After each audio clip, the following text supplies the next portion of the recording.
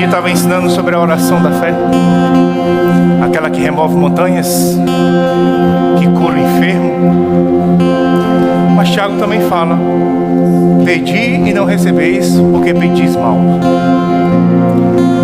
Sabe, eu não consigo te enumerar quantas vezes eu já recebi cura, coração da fé. Quantas vezes já recebi provisão, coração da fé. Quantas vezes recebi já milagres, coração da fé. Mas eu vou te falar uma coisa que eu também descobri sobre a oração da fé.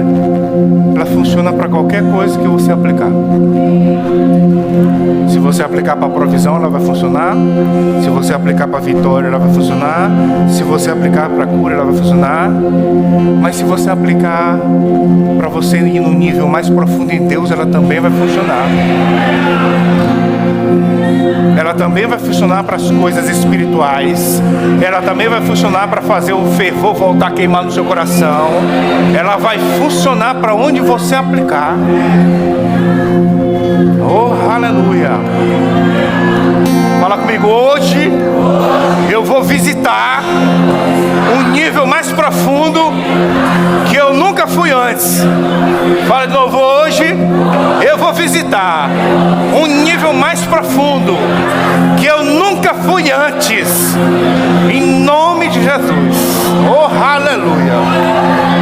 Oh, glória a Deus. Aleluia, aleluia. Você pode sentar um instante, amém? Aleluia. Fica aí, Senhor. Oh, aleluia, aleluia. Oh, aleluia. Então, vou falar aqui umas coisas bem rapidinho. Daqui a pouco a gente vai para esse nível mais profundo, amém?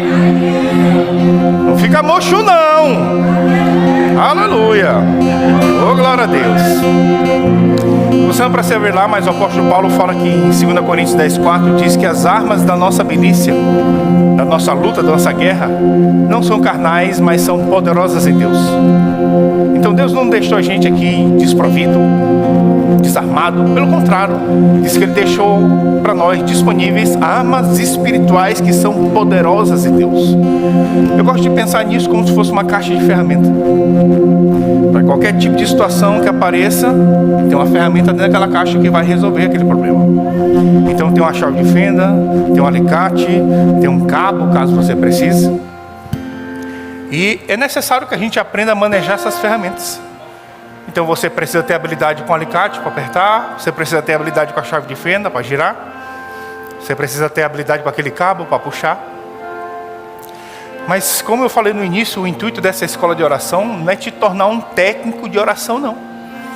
E amanhã você passar lá na porta e receber seu diploma, certificado, está aí, formado na escola de oração. Não é isso aqui não. O intuito dessa escola de oração não é para você se tornar um técnico da oração, a ponto de você saber, aquela situação ali é oração de intercessão. Aquela outra ali é oração de entrega, né? Do jeito que ela está agoniada é oração de entrega. E aquela outra ali, consagração. Graças a Deus, porque a Bíblia mostra. A Bíblia ensina isso e você pode aprender mesmo sobre essas ferramentas. E você sabe perfeitamente, você pode aprender perfeitamente onde encaixar. Aqui é oração de consagração, aqui é intercessão, aqui é louvor e adoração. Graças a Deus por isso. Mas irmãos, às vezes a gente aprende tanto e fica tão técnico na oração, que a gente começa a botar a nossa fé na oração, na nossa técnica de oração, ao invés da nossa fé estar no Deus que ouve a oração. Às vezes a gente está confiando mais na nossa habilidade de orar, do fato de que Deus ouve o que a gente está falando. Porque João diz, essa é a confiança que nós temos para com Ele. Que se pedirmos alguma coisa segundo a sua vontade, Ele nos ouve. Não, as coisas não chegam porque tu tem uma grande habilidade de pedir. As coisas chegam porque Ele ouve. Isso é o mais importante. Então o intuito dessa escola de oração não é para você chegar aqui e aprender as manhas. Finalmente agora eu vou aprender como é que eu oro para ter aquele carro. Não, irmão. A finalidade aqui não é para a gente ter mais coisas de Deus. É para Deus ter mais de nós. É para a gente ir mesmo para um nível mais profundo nele. Amém? Aleluia. Então, você não precisa ver lá, Provérbios 3:5 diz: confia no Senhor de todo o teu coração e não te estribe, não te apoie no teu próprio entendimento. Amém? Então, Provérbio não está dizendo que é para você não usar teu entendimento. É para usar, irmão. Porque quando Jesus entrou na nossa vida, Ele tirou o nosso pecado, mas deixou o nosso cérebro. Amém? Então, se você sabe que está se levantando algo, você vai usar a oração da fé. Se você sabe que você está se preocupando, você vai usar a oração da entrega. Mas a confiança não é na técnica da oração. A confiança é no Senhor. Confia no Senhor de todo o teu coração. Amém? Aleluia. Vamos comigo lá em Romanos capítulo 8. Romanos capítulo 8. Vamos ver aqui no versículo 26. Romanos capítulo 8, no versículo 26. Romanos capítulo 8, no versículo 26, o apóstolo Paulo diz: também o Espírito semelhantemente nos assiste em nossa fraqueza. Nos assiste em nossa fraqueza. Você tem fraqueza? Está aqui Paulo dizendo que a gente tem. Tu quer teimar com ele? Bora ler de novo que tu não está acreditando. Também o Espírito semelhantemente nos assiste em nossa fraqueza. Aqui, não adianta tampar o sol com peneira. Amém? Porque não sabemos orar como convém, mas o mesmo Espírito intercede por nós sobremaneira com gemidos inexprimíveis. Então olha o que Paulo está falando sobre o Espírito Santo. Uma das funções do ministério do Espírito Santo da Nova Aliança. Também o Espírito semelhantemente nos assiste, nos ajuda em nossa fraqueza. E a gente tem fraqueza, Paulo. Está aí Paulo dizendo em nossa fraqueza. Por que, Paulo, que a gente tem fraqueza? Porque não sabemos orar como convém. Irmãos, a gente sabe orar porque a Bíblia ensina como orar. Mas às vezes a gente não sabe orar como convém, como a palavra está falando. Por quê? Porque às vezes a gente não sabe de tudo. Tu não sabe de tudo, tu não sabe dos detalhes, tu não sabe de situações. Tem situações agora que pode estar acontecendo com um familiar teu que tu nem sonha que está acontecendo. A gente é limitado, a gente não sabe de tudo. Mas o Espírito Santo, que sabe de tudo, ele está disposto a nos assistir na nossa fraqueza, nossa incapacidade, da nossa falta de compreensão de todas as coisas. É por isso que existem orações que elas não nascem daqui. Ah, não, eu percebi que ali necessita. Sim, existem essas orações que a gente tem que fazer com o intelecto mesmo. Mas existem orações que elas são inspiradas. O próprio Espírito vai te dizer o que orar. Às vezes Ele mesmo vai trazer no seu coração as palavras que você vai liberar em fé orando. Isso faz parte da assistência do Espírito Santo. Agora eu acho interessante porque Paulo vai dizer justamente, não só nisso, mas justamente nisso, no que o Espírito Santo está disposto a nos assistir na nossa vida de oração. Irmãos, o Espírito Santo não quer só te levar numa loja que está em promoção de meia para te economizar R$10, não, rapaz. Ele quer te assistir na sua vida de oração. Ele quer te ensinar a orar por coisas que tu nem sabe que tu deveria estar orando, mas vai vir uma inspiração, vai vir uma intuição, e você vai ser eficaz na sua vida de oração. Não tem como, irmão, a gente ter resultado na nossa vida de oração se a gente despreza essa assistência. Por que tem assistência? Porque Deus mesmo já sabe que a gente tem fraqueza. E para suprir essa nossa fraqueza na vida de oração, está aqui o Espírito Santo disponível para nos assistir. Mas às vezes a gente está tão bom nas técnicas de oração que a gente nem deixa abertura para ele entrar. Não, ali é ali é a intercessão, e mete uma intercessão e está resolvido. Amém, irmãos, amém. Eu não estou dizendo que é para não fazer isso, mas eu estou dizendo para você deixar uma abertura, porque quem sabe o Espírito Santo não quer que você faça de outro jeito. Sabe, esse que é um dos problemas que às vezes a gente, quando começa a desenvolver nossa caminhada com Deus, e a gente começa a ter um certo tipo de experiência com Ele, a gente vai pensando que quanto mais experiente a gente vai ficando, menos a gente vai precisando dele. Não, porque agora eu racei. Não, irmãos, pelo contrário, a Bíblia diz que quanto mais experiente, mais maduro você vai ficando em Deus, mais dependente de Deus você vai ficando. Amém? Aleluia. Vamos lá em Marcos capítulo 7. Marcos capítulo 7. Vamos ver aqui no versículo 32.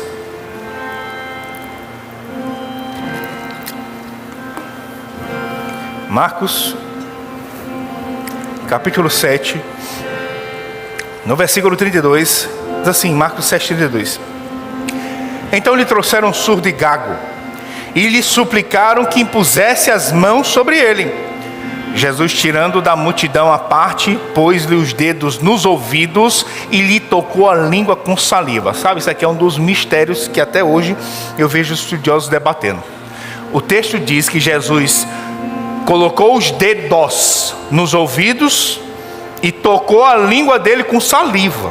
Tem gente que diz, que acredita que Jesus, porque as mãos estavam ocupadas, os dedos estão nos ouvidos. Como é que Jesus tocou a língua dele com saliva? Pois é, esse é um mistério.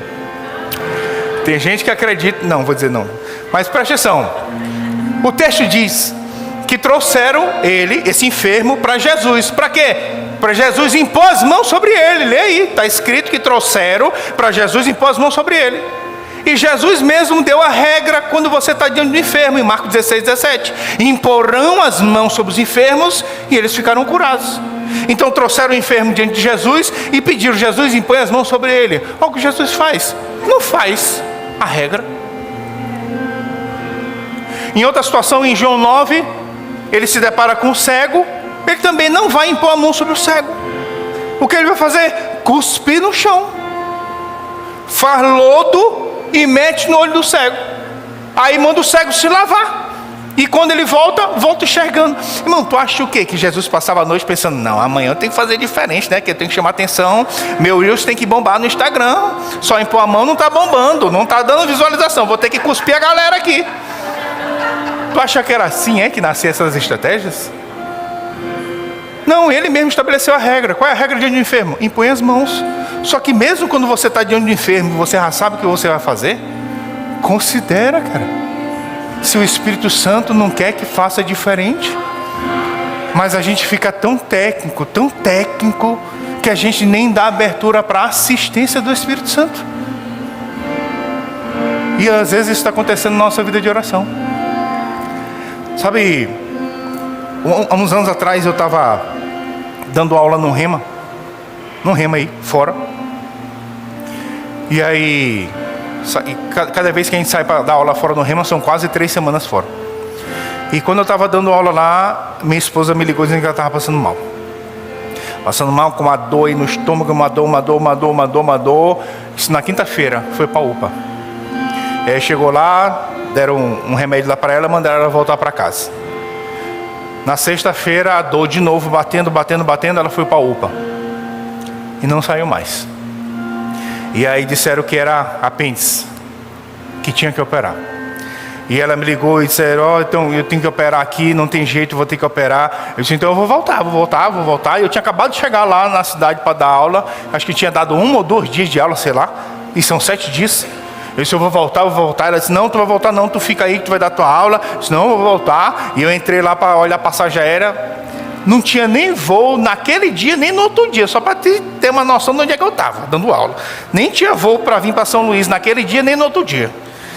E aí na época a gente não tinha plano de saúde. E ela dizendo: não, porque a mulher aqui está dizendo que vai me levar para o socorrão e vai me operar de barriga aberta. Eu disse: em nome de Jesus e tal, não vai dar, em nome de Jesus vai dar certo. E aí eu tenho um cunhado que ele presta serviço para o Carlos Macieira, o Hospital Carlos Macieira. E eu falei com ele: rapaz, tu não tem lá como conseguir um leito lá? Ele disse: não, cara, eu vou conseguir lá. Eu disse: tá bom.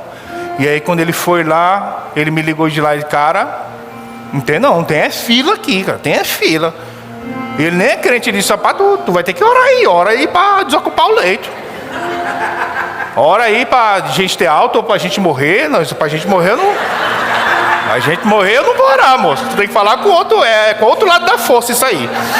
Aqui é só vida e vida abundância. E aí ele disse: não, tu tem que orar aí. Eita, e eu estava confiando que ele ia arrumar esse leito. E aí quando ele me deu aquela notícia, ele disse: então ora aí para desocupar um leito. E já era sexta-feira.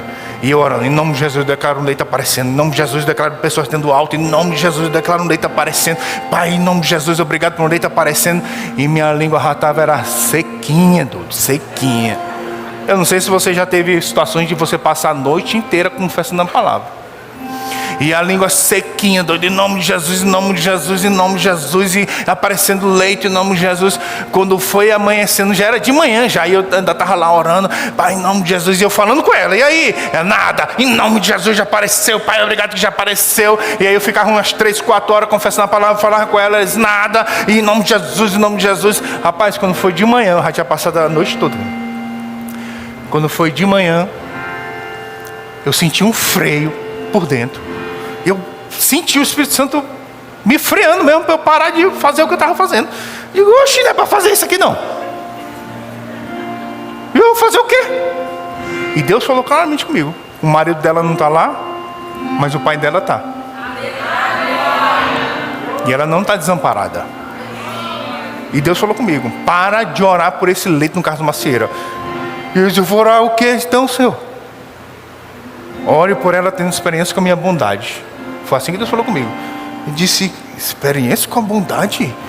Mas eu estou precisando de um leito, cara. Experiência com a bondade pode ser tanta coisa. Eu estou precisando de um leito. Rapaz, eu vou largar esse negócio de leito de mão. E Pai, em nome de Jesus, obrigado por ela ter experiência com a bondade. Em nome de Jesus, obrigado, Pai. Rapaz, Deus me deu uma palavra. Aí com 5 minutos que eu estava declarando a palavra, eu fui falar com ela. E aí, nada, Senhor, o Senhor não mandou eu orar assim. Isso aí já era no sábado. E no sábado, meio-dia, o pastor lá tinha conseguido um programa para eu entrar ao vivo para falar lá do Rema. E eu nem tinha falado para o pastor lá o problema que eu estava enfrentando, que ele nem podia resolver, ele já tinha uns problemas lá dele lá e ele não tinha avião, ele vai fazer o quê? Ele vai me mandar no foguete para cá? E eu nem falei para ele. E aí eu só sei que isso era sábado, umas 9 horas da manhã, eu falando com ela, ela disse, não, ainda não conseguiram o leito, e a assistência social disse que a ambulância do Socorrão está vindo para me buscar. Eu disse, em nome de Jesus, Pai, obrigado pela tua experiência com a tua bondade e tal, em nome de Jesus, em nome de Jesus. E a língua sequinha, meu amigo, em nome de Jesus e tal, não sei o que, não sei o que. Quando foi 11 horas da manhã, a gente tinha que sair para ir lá para o estúdio, para preparar um negócio lá, para um programa entrar no ar. E eu estou saindo aqui da casa do pastor com ele, e eu perguntei, e aí? Ela disse, não chegou, eu vou para o Socorrão. Eu disse, não, vai não, em nome de Jesus e tal. Cheguei lá no estúdio, aí a gente estava arrumando os negócios lá. Quando foi 11h30, ela mandou uma mensagem, estou indo para o Socorrão. Mas não se preocupe que vai dar tudo certo. Eu me lembro que eu estava sentado lá mesmo, fiz assim, ó. Derrotado. Irmãos, ó, quando a Bíblia diz que descaiu o semblante de Caim, eu sei o que é isso aí, cara. Pai, eu me lembrei da noite todinha que eu passei confessando essa palavra. Aí, rapaz, eu ouvi na minha cabeça. Passou a noite todinha à toa. Rapaz, em menos de 1 minuto eu me levantei e disse, pai, mas não foi por isso aqui que eu orei, não. Eu não aceito isso aqui, não. Eu não aceito isso aqui. Não foi por isso aqui que eu orei. Não foi isso aqui que eu falei. Não é isso aqui que eu creio. Em menos de 1 minuto ela me mandou uma mensagem. Não estou mais indo para o Socorrão. Estou indo para um hospital particular. Um médico vai me operar de graça e uma pessoa pagou o hospital.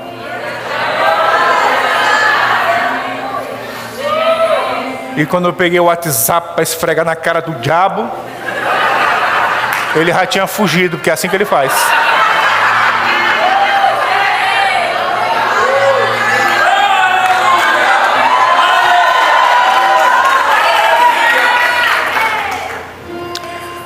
O que aconteceria se eu não tivesse percebido Deus parando, eu parar de falar aquelas coisas e começar a orar daquela outra forma?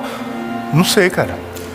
Eu sei, mas eu sei o que acontece quando você percebe o que o Espírito Santo te fala e segue o que você percebeu. Eu sei o que acontece. Sabe, Scott Webb, ele já veio aqui algumas vezes em São Luís ministrar a palavra. Ele é um pastor dos Estados Unidos e antes dele se tornar pastor, ele era militar, ele era policial lá nos Estados Unidos. E ele disse que gosta muito de guerra e ele estudava sobre guerra. E ele disse que estudando sobre guerra, ele descobriu algumas coisas interessantes. Ele disse que na Segunda Guerra Mundial era necessário dar 25 mil tiros para abater um inimigo. Então nessa guerra que os Estados Unidos estavam envolvidos, fizeram o levantamento lá depois da guerra e descobriram que para abater um inimigo era necessário 25 mil tiros. Fala comigo, 25 mil. Ele disse que depois dessa Segunda Guerra, os Estados Unidos entrou com a guerra com a Coreia. E na guerra com a Coreia aumentou mais ainda. Agora era 56 mil tiros para bater um alvo inimigo. Fala comigo, 56 mil. Ele disse que depois da guerra da Coreia, os Estados Unidos entrou em guerra com o Vietnã. E ele disse que na época do Vietnã foi a época que entraram as armas automáticas no exército. E agora eram necessários 200 mil tiros para acertar o inimigo. Escondido atrás de uma pedra. 200 mil tiros para acertar o inimigo. Imagina aí, cara, 200 mil tiros para acertar o inimigo. Ele disse que a próxima guerra que os Estados Unidos entrou foi quando colocaram dentro do exército os snipers, os atiradores de elite. E diz que a cada 4 tiros que o sniper dava, abatia 3 alvos. Irmãos, para bater 3 alvos no Vietnã, tinha que dar 600 mil tiros, moços. Mas com a entrada do atirador de elite, a cada 4 tiros que ele dava, acertava 3 alvos. Às vezes a nossa vida de oração está igual essa metralhadora. Em nome de Jesus, vai ver se acerta alguma coisa, engancha, e no milagre, meu Deus, eu nem sei como é que aconteceu. Tá assim. Tá atirando para todo lado, tá para amarrar fitinho no braço, tá disposto a fazer qualquer coisa. É metralhadora, é granada, qualquer coisa.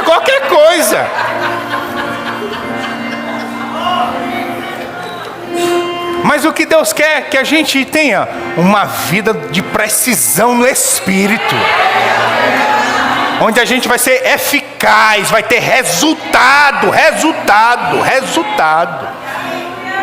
Agora eu achei interessante, porque se você assistir, eu gosto de assistir, às vezes assistir esse filme de guerra, se tu olha para um sniper, a maior parte do tempo, ele não está atirando não, cara. Para ele atirar, pum, acabou. Mas ele fica lá um tempão, esperando um comando, esperando o momento certo.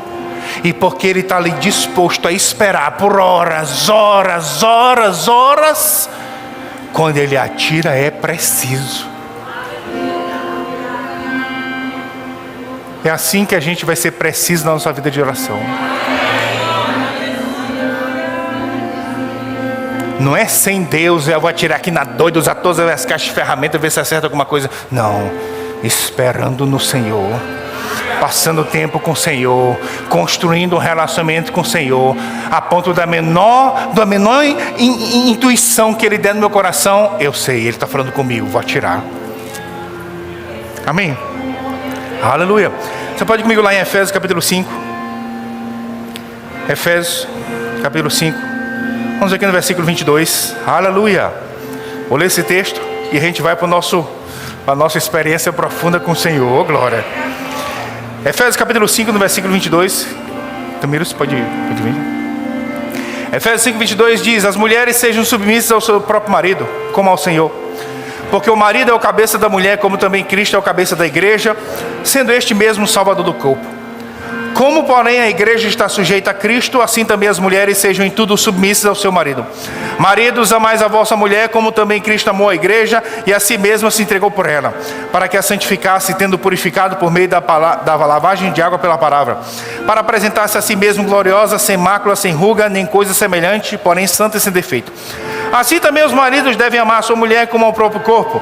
Quem ama a esposa, a si mesmo se ama, porque ninguém jamais odiou a própria carne, antes a alimenta e dela cuida, como também Cristo faz com a igreja, porque somos membros do seu corpo.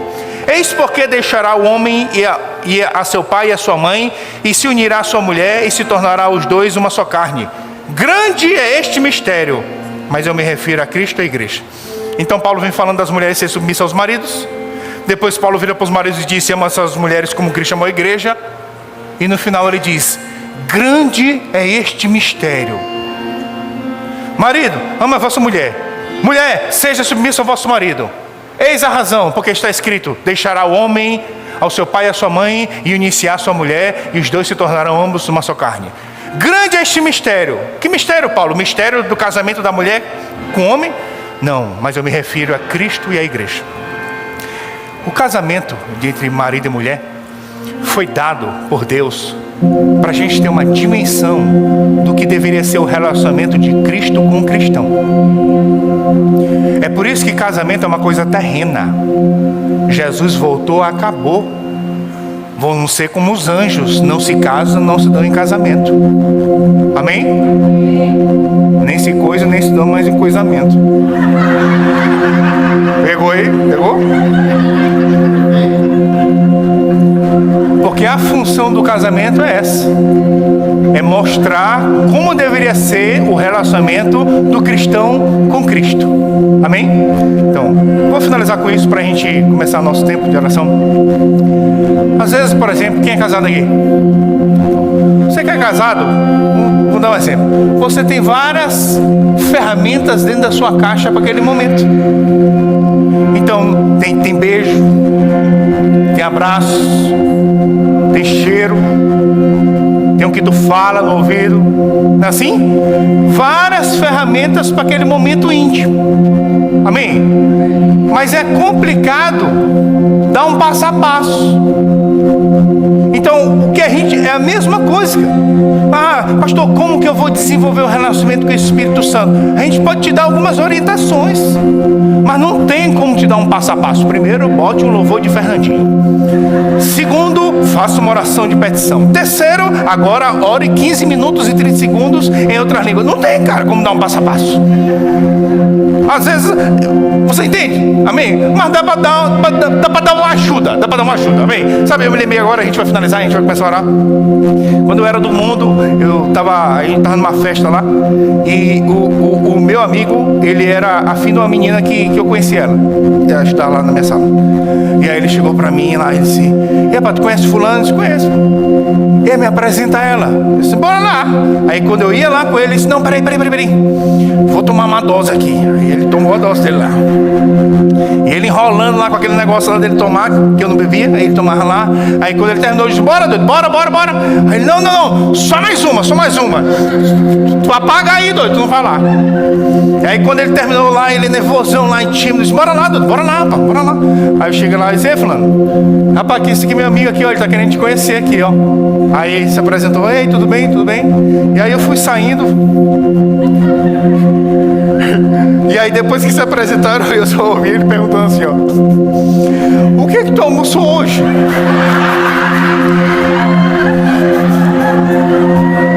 Isso que é doido? O que loucura é essa aqui? Meu Deus do céu, mas esse cara deve ter comprado um curso aí na Hotmart, sei lá, doido. Meu Deus. Aí eu, rapaz. Aí, rapaz, eu já tô longe, deixa lá. Pois tu acredita, eu passei um tempo lá, quando eu voltei, eu olhei, ele não ficou com ela? Rapaz, eu só deduzo uma coisa: essa pequena não tava muito afim desse cara, meu amigo. Pra ela aceitar, o que tu comeu hoje, no final dá certo. Amém?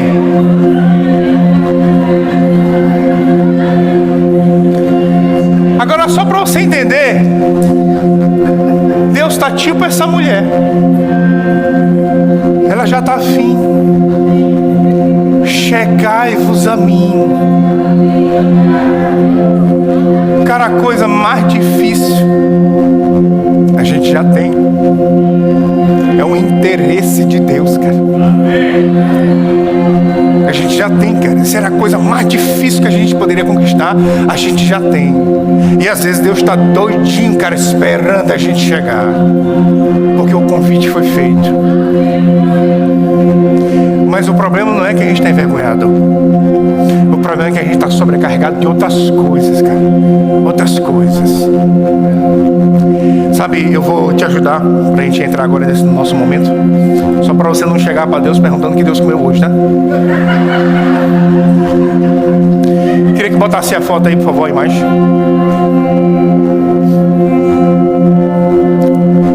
Aleluia. Você pode ir abrindo. Colossenses capítulo 2, no versículo 14, diz assim: "Tendo cancelado o escrito de dívida que era contra nós, e que constava de ordenanças, o qual nos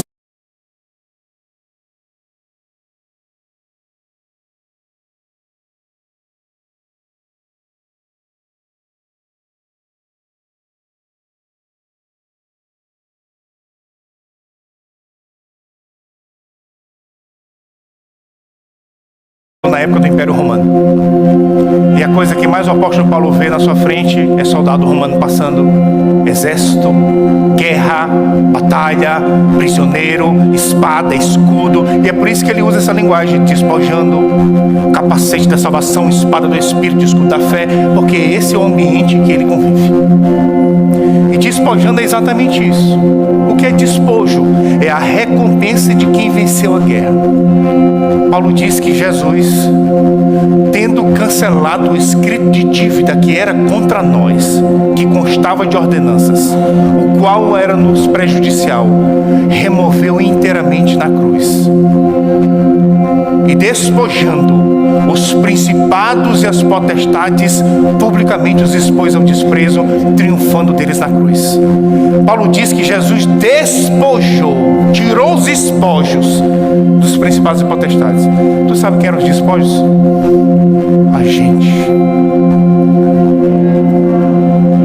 Porque a gente estava lá, no império das trevas. E eu quero te lembrar que você não era um cidadão do império das trevas, que você trabalhava lá e pagava teus impostos. Não, tu era um escravo no império das trevas. Tu era mantido no cativeiro, sem nenhuma possibilidade de sair. Só para você ter uma dimensão, imagina, por exemplo, aí, fazem quase 500 dias que o Hamas sequestrou as pessoas que estavam naquele lugar. Eles invadiram aquela cidade, sequestrou várias pessoas, tem quase 500 dias.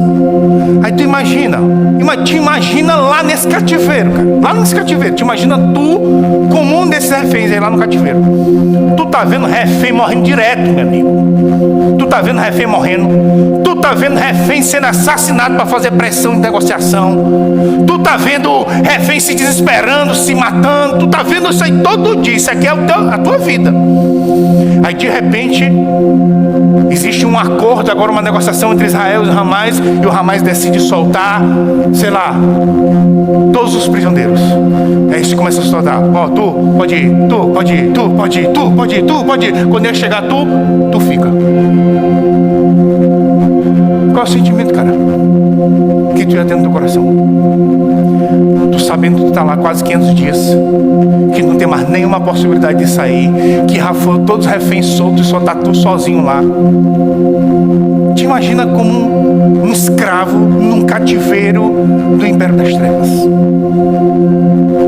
Quem, cara? Quem vai tirar a gente de lá? Me fala aí. Quem, cara? Quem vai tirar se tá todo mundo lá, cara? Tá todos pecaram, tá todo mundo lá. Quem vai tirar a gente? Quem?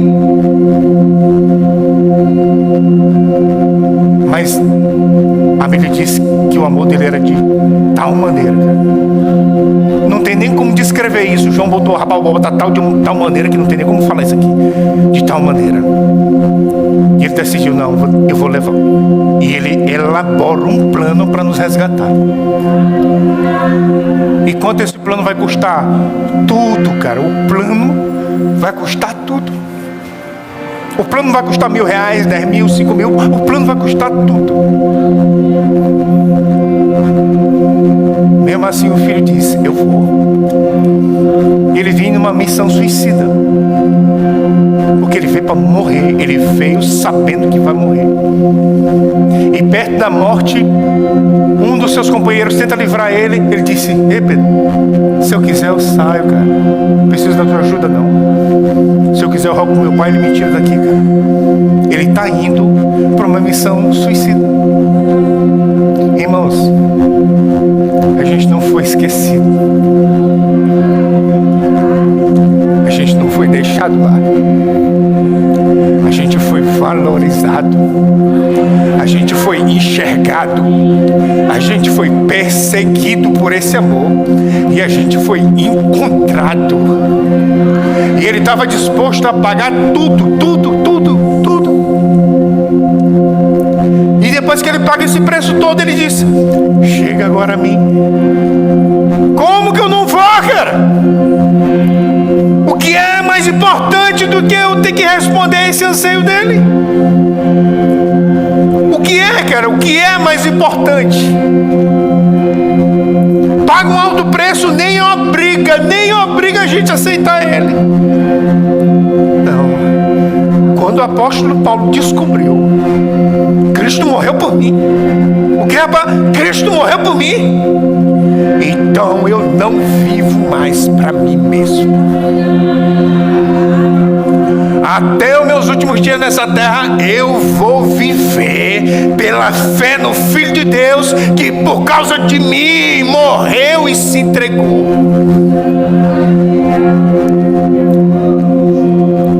O louvor vai cantar uma canção e depois é tu e Deus. Amém? Vamos ficar em pé. Aleluia. Oh, aleluia, aleluia. Eu te rendo graças, Pai. Eu te rendo graças, Pai. Obrigado, Pai, porque não fomos deixados para trás. Não fomos esquecidos. Não fomos deixados para morrer, perecer eternamente. Mas fomos valorizados. A tua palavra diz que com amor eterno o Senhor nos amou. E com bondade o Senhor nos atraiu. Porque é a bondade de Deus que nos conduz ao arrependimento.